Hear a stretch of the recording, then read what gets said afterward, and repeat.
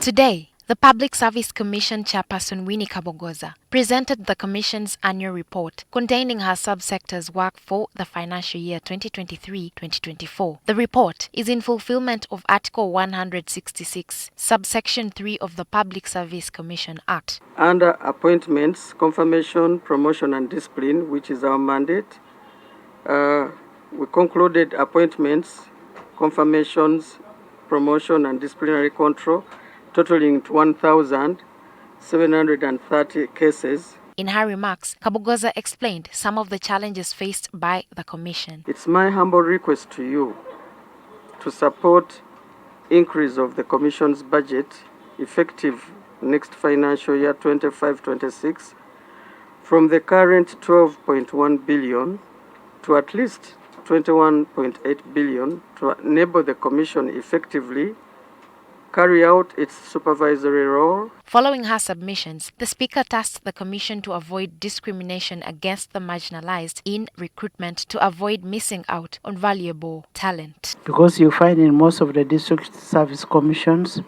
there are issues of selective recruitment, there are issues of corruption, there are issues of incompetent persons being in that office.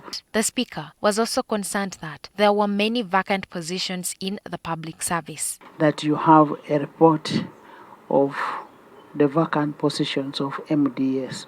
You should always ask MDS to give you a list of vacant positions. We want you to ensure that the persons that are being rationalized from this MDS are absorbed. Nobody should be left out without being absorbed into an institution. The Commission received an annual budget for allocation of 3.481 billion and spent 98% of its budget. The subsector also missed out on development spending.